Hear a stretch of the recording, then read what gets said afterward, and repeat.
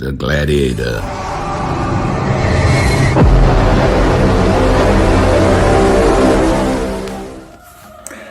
This investigation is going to be called Spanish Key. Spanish Key. And this was an investigation during my time in the Bahamas.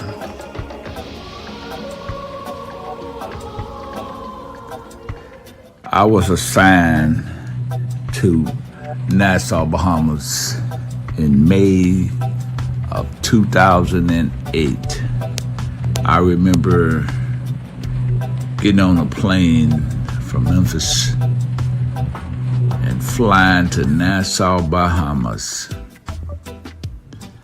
And had never been to Nassau, Bahamas. At least by flight I had not been. Flew to Nassau, Bahamas, got off the plane, went through immigration, grabbed my bags, and I met Chris Schuler, who was waiting for me there at customs. Chris Schuler, white guy, slender white guy, met me, and he seemed to know who I was, and we shook hands, and he showed me how to get through customs. Pretty much customs knew who he was, and we grabbed my bags off the belt, and we went toward the entrance. And Chris welcomed me to the Bahamas. As we were leaving the airport, we drove to Bay Street and drove east on Bay Street, west on Bay Street, I believe. And as I saw the ocean and the beaches and the people on the ocean and the beaches, and I realized I was in a different world at that point. Chris dropped me off to the hotel, which was Breezes at the time, and checked into the hotel and realized this is where I was going to be for the next couple of years. Chris contacted me and told me that he needed my help on an investigation that was occurring, an ongoing investigation that had been going on for a while with him and the Bahamian police officer, Wayman Demerit, had been working together on an investigation involving some Bahamians bringing in huge amounts of cocaine into the Bahamas. Chris said, "Hey, I need you to meet me later tonight, and I will show you where to go." Chris came by my place of residence and had me follow him to the Bahamas Marine Unit. The Marine Unit is similar to our Coast Guard, similar to the U.S. Coast Guard, but on a smaller level. They are dedicated seamen who are quite familiar with the waters of the Bahamas. Chris dropped me off at the Marine Unit there on Bay Street, parked my vehicle, got out, and met some new compadres that I would be working with. But I remember he said, "Look, I need you to go to Freeport with these guys, and don't know where we're going to end up, but I need you to go to Freeport." And I remember that night vividly because that was the first Monday night football game of 2008. And I'm thinking, man, I wanted to see this game. I forget who was playing, but I do remember I wanted to see the football game because I had got into a football pool, and I was concerned about who would win this game. I really didn't want to go, but at the same time, It was no way I was going to say no or try to back out of it, because that was part of my mission there in the Bahamas, to support whatever is necessary for us keeping drugs out of the U.S. So, assigned to Bahamas, I was part of the OPBAT group, which is Operation Bahamas and Turks and Caicos, which meant that we patrol the waters from between the U.S. and all the way to Turks and Caicos Islands.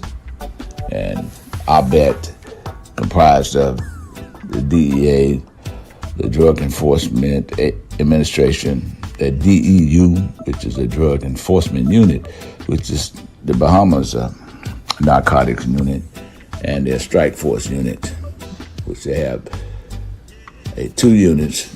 They're comprised of one is Strike Force. These are strikers. These are guys that was dedicated on the ground. And then they have a separate unit, which is more of an intel type of unit. But the Strike Force unit is the one that I work with predominantly, and I met some very good guys on the Strike Force unit, DEU.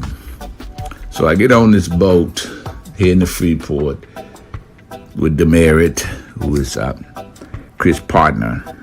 He's a Bahamian, part of the Bahamian DEU unit. And Chris remained behind to coordinate all of the arrangements that would be necessary to affect this mission that we was on.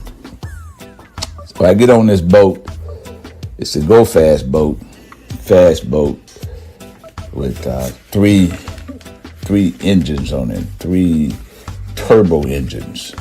It's a very, very nice boat as far as catching crooks that's concerned.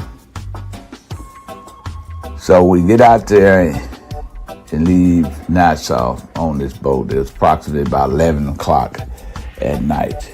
And I was told we was heading to Freeport to meet up with several other Bahamian Marine unit and Bahamian officers. We leave Nassau, and I can see the big lights of Nassau, see the city lights, the skyline, Paradise Island, all of that, Atlantis. We're heading down the channel, heading out toward the open sea. I'm on this boat, kind of get familiar with the other people that's on the boat also. Meet, I remember Turnquest, got to know GlaDEAtor, got to know a couple other guys on the boat, Jermaine Flowers, quite a few guys that I hadn't met before. And the pilot, the captain of the boat, was a guy they called Charlton. Everybody called him Charlie, but his name is Charlton. He was the boat captain. Charlton was a guy that, when he spoke, you really had to pay attention to him. He had a very heavy Bahamian voice, and sometimes it was very hard to determine what he was saying. I would say Charlton would talk like, if he did that, it was very, very, very, very heavy Bahamian accent. GlaDEAtor, on the other hand, was similar, but I could understand GlaDEAtor. But Charlton, I had to really think about what he just said. But we're on the boat, and we leave Nassau flying out in the open sea.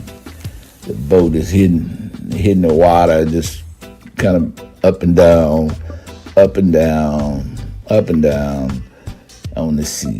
We were doing, I can't remember how many knots, but we were moving across the ocean water heading toward Freeport. And I'm trying to get used to this. Having not been involved in anything like this before.